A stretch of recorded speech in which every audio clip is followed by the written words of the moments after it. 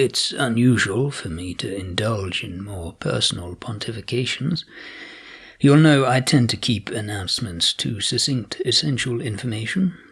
I like to think I maintain an air of professional brevity, but I do have a rare personal announcement now, which I think is inarguably relevant to anybody who appreciates the value of learning. Us happy few, eh? Hot on the heels of my previous 2 bestsellers, It's Not Class Determinism, It's My Personality, and On Critics, in which I reflected on how my mission to sleep with all my critics in an attempt to find a mutual understanding actually resulted in concluding that all their criticisms were baselessly sourced in their own sexual inadequacy and held no validity on my own work.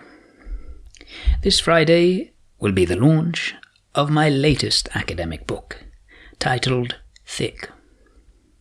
You might have heard me talk about it on my wife's podcast, The Wings of Minerva, but if you didn't, it's episode 347. Very much recommended listening.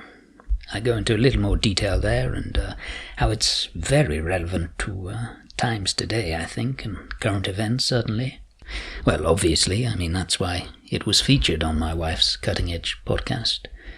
Now, of course, I know some stuffier old farts take against my Promethean publication of academic work to the mass market, but as a man of the people, I've always felt that rather than putting off the public, we should remind them of how in touch we are at every given opportunity, of just how perceptively we are aware of their funny little lives and their little wheels of industry they blindly race around in.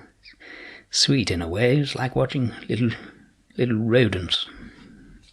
And I find it can be reinvigorating to occasionally remind oneself of such a foil to our meaningful activity here in academia that carries such weight. Perhaps encourage in the public a little more reverence for just how easy it is for us to write, to articulate the narrative of their lives, and how grateful they should be that it is the best of us in academia that wield that power so sagaciously. After all, just because we don't rely on public funding, it doesn't hurt to engender the good graces of occasional sacrifices here and there. So, if you want to support education, and you want to support the arts, and you want to show dedication to your studies, certainly, and you're a good person and not a fascist, I'll be seeing you at my book launch, this Friday at the main campus touchstones at 6 o'clock, where I'll be wining, dining, and signing copies all evening.